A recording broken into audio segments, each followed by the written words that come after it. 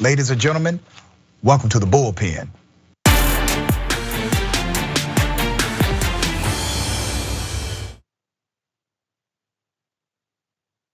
In the Bullpen today, I have with me David Grasso. David Grasso is host of Follow the Prophet with David Grasso. He is also the CEO of Bold TV and considers himself to be a moderate conservative. We're going to start the debate talking about economy. We may actually agree on some things. Mr. Grasso, thank you for being on Indisputable. Always a pleasure to be in the Bullpen. Have at it. Absolutely. I don't want to presume what you believe or think about the economy based on your political ideology, but give us some of your insights to the current economy and also the economy in historical context. Well, I think there's too much cash rolling around.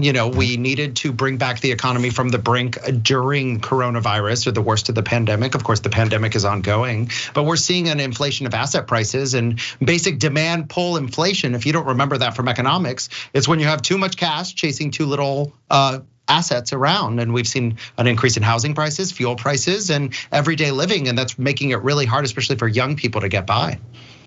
Let me ask you about political philosophy as it relates to the shaping of the economy for everyday people.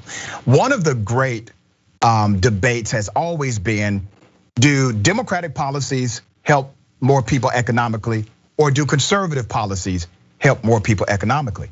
I want to get your take on that. It depends on what you're talking about. So I can give you first a policy that was invented in Berkeley, California, which is of course single family zoning, which is typically a liberal policy. And that's really increased the price of housing, especially for young people. And that's a liberal policy. Sometimes conservative policies such as improper regulation and allowing market concentration to get to a certain point that markets are no longer competitive, neoliberal economics, as the liberals like to call it, haven't been good either. So it depends on what you're talking about. The world is far too complicated to reduce into liberal and conservative categories, especially as it pertains to economic policy. Well, let me give you some more progressive policies that have actually contributed to a better economic reality for many in this country. Having increased funding for higher education has a direct cause and effect relationship between earning potential for that particular individual who receives it. Having access to funding for training, for skill-based training, increases your overall net earning potential, which also increases your ability to pay revenue or taxes back to the country, creating the ecosystem necessary for taxation and government programs that come from that taxation. So you have this benefit, but let me read some direct statistics. I'm gonna go black then brown, okay? Sure. So under Democratic presidents, black families' income, and this is from Pew Research, under Democratic presidents, black families' income grew on an average of $895 annually, but grew only $142 under Republicans. Black unemployment fell by a net of 8% over 26 years of Democratic presidents, but it went up 14% during that same amount of time under Republican presidents. Across the years of Democratic leadership, black poverty declined by a net of 23.6% because of some of these programs I just mentioned, but it grew 3 points under Republicans who reversed those same programs. Let me go to our brown brothers and sisters. Republican administrations have created policies where Latino communities experience greater unemployment. The incomes grew under Democrats by $627 annually, but you all actually dropped, or the Latino community dropped by $200 annually under Republicans. And the list is very similar for both dynamics. So my question is, and we're talking about statistical averages. So obviously there are some people that will do better, some people that will do worse. Of course, sure. But on statistical average, there's clear data from Pew Research that shows left-leaning policy actually helps the black and brown communities more so than right-leaning policy. And by the way, that Pew Research also shows that left-leaning policies help white people more so than those Republican policies. Republican policies would typically help rich white people more so than anybody else. What are your thoughts about that? Okay, so let's unpack this since I'm in the bullpen here. Let's talk about education. What you were talking about, obviously investing in human capital is something that should be bipartisan, right? Yep. But a lot of policies that have contributed to wider education paths for people have also increased the student debt crisis. And basically we have a blank check that's been given to institutes of higher education. And what we've had is an exploding $1 trillion bomb in our economy, many of which people our age, Doc, are living with this reality, right? So a lot of times liberal policies, while they're well-intended, contribute to these massive, massive crises. And what do we do now? We look at this in a way of, oh, well, we should forgive student debt. And I think most people believe that some level of student debt forgiveness should be on the table in order to stimulate the economy and of course give people a fair chance. The problem with that is it doesn't address the original problem, which is that institutions of higher learning have a blank check from the federal government. And if there's no reform, we're just gonna have a continual student debt crisis. As far as you're saying about the different policies, I think Mark Twain said it best. There are lies, damn lies, and statistics. The law of averages, if you know anything, I actually got pretty good at statistics and I forgot it all. It's one of those things that like, if you don't use it, you forget it, right? Basically, you can spin anything you want with statistics. I think right-leaning policies tend to produce some good and some bad, like anything else. Like I said in my original opening here on the bullpen, I think that it's really complicated and it depends on what you're talking about, what part of the country you're in. If we're just talking about national policies instead of state policies, where are most people migrating these days? They're migrating to more right-wing economies, if you notice that. They're going from places like New York and Illinois and California, and they're going to Arizona, Texas, and Florida. So reality is much more complicated than a Pew study, which of course is a very reputable source and a place that I depend on for my statistics. So I'll take your word for it, but I don't believe that that accurately captures the whole ideological movement according to that statistical analysis. Let me push back on your college debt analysis.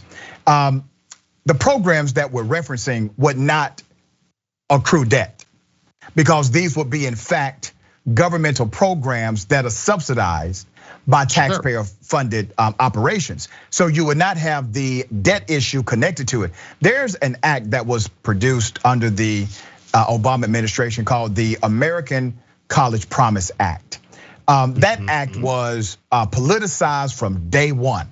The truth is, brother, Republicans and corporate Democrats, they played politics with a damn good bill. And that bill would have actually taken a real chunk of this debt crisis issue off the table.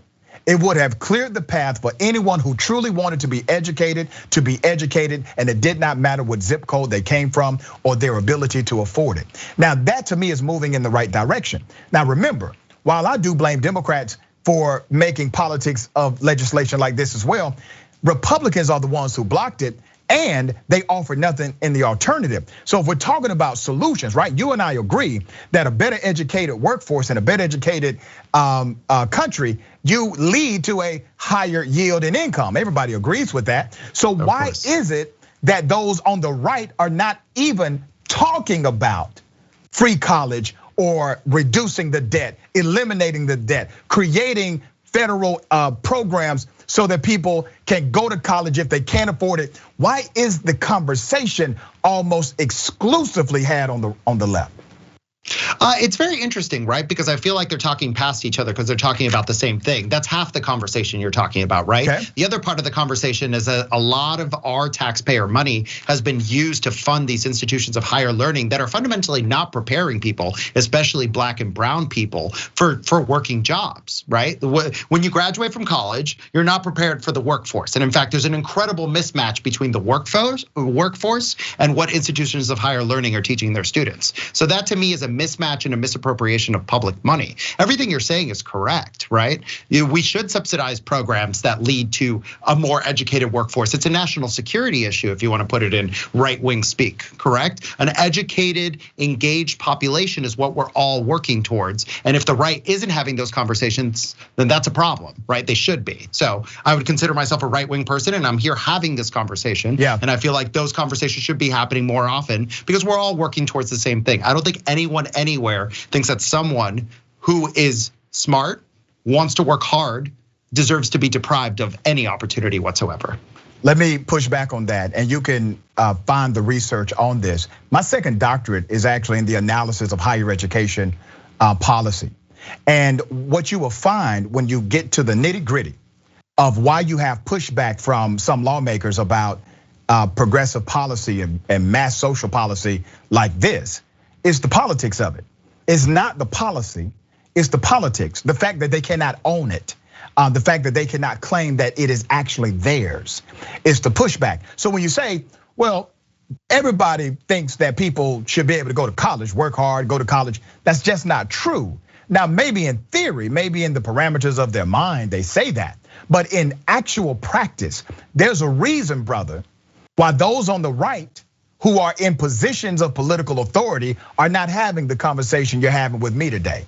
They're not providing solutions on the table and saying to Democrats, okay, we may not go as far as you want to go here, but here's a compromise to make sure people in America can get educated and trained to be better equipped for the workforce. And here's the data set that's not disputable at all. Some college and a college degree makes you more money than not having one. Having a college degree gets you an extra $30,000 to $50,000 a year. Having a graduate degree can get you an extra $70,000 to $90,000 a year. All of these are statistical facts based on actual data. So you can't say, well, college doesn't really prepare people. Well, that's based on a survey that many employers say, all right, well, I don't feel that these students who graduated are as prepared as they should be, but they're still getting paid, brother. And they're still paid way more than if they don't have the education. So why aren't we fixing it at its core? Well, that's true.